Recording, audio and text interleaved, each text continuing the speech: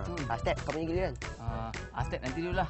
Kita tinggalkan dulu mainan ni. Sebab sekarang ni kita nak ajak kawan-kawan saksikan laporan kita dulu. Jom. Ya? Okey, jom.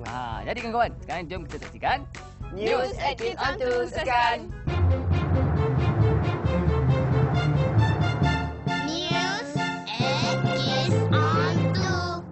Hai, bertemu kembali dalam News at Kids on 2. Minggu ini, kita ada laporan menarik mengenai haiwan kesayangan kanak-kanak. Tidak dinafikan, kanak-kanak memerlukan hobi untuk mengisi masa lapang. Hobi yang menarik bukan sahaja akan menggembirakan kanak-kanak, tetapi kebanyakan hobi juga dapat menambah pengetahuan. Pada era tanpa sempadan ini, permainan komputer dan video menjadi tarikan utama kanak-kanak. Ibu bapa perlu menggalakkan anak-anak mereka menghabiskan masa dengan hobi yang merangsang pembangunan minda dan juga pembinaan akhlak yang baik. Sesetengah hobi bermula sewaktu seseorang itu pada zaman kanak-kanak mampu berkembang dan menjadi minat berpanjangan sehingga ke peringkat dewasa, seperti memelihara haiwan peliharaan. Memelihara haiwan merupakan salah satu usaha murni, terutamanya untuk membentuk sikap bertanggungjawab dan cintakan haiwan di kalangan kanak-kanak. Jom kita tanya pendapat kanak-kanak mengenai haiwan kesayangan. Kawan-kawan ada haiwan kesayangan? Ya, ada. Ya, saya ada haiwan kesayangan. Ya, saya ada haiwan kesayangan. Ya, saya mempunyai satu haiwan kesayangan. Ya, saya mempunyai seekor haiwan kesayangan. Apa haiwan itu? Seekor kucing. Kucing, arnab, hamster. Saya memelihara seekor anak anjing. Saya mempunyai seekor kucing. Macam mana kawan-kawan jaga dia? Saya akan memberi dia makan 2 kali sehari dengan ikan dan nasi ataupun makanan kucing. Dan saya juga mengisi bekas airnya dengan air yang bersih pada setiap hari.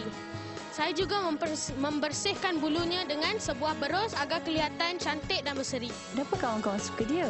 Dia manja dan comel. Sebab dia comel, dia manja. Kerana jingle sangat comel. Kerana dia adalah seekor kucing yang amat manja dan comel dan dia memberi inspirasi kepada saya untuk mencapai kejayaan.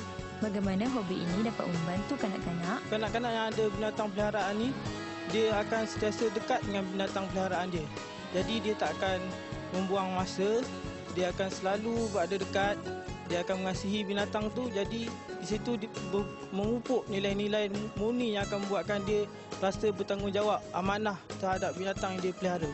Memelihara haiwan peliharaan ialah hobi yang popular di seluruh dunia. Kanak-kanak yang dibesarkan dengan haiwan peliharaan menunjukkan banyak kelebihan. Kemahiran sebegini diperlukan oleh kanak-kanak pada masa akan datang dan juga meningkatkan kemahiran sosial. Sampai di sini saja, bertemu lagi di episod yang akan datang di News at Kids on 2. Baiklah kawan-kawan, itu dia tadi laporan khas kita hari ini. Jangan lupa tengok lagi minggu depan. Dan kawan-kawan, sekarang jom kita berehat dengan rancangan seterusnya. Saksikan!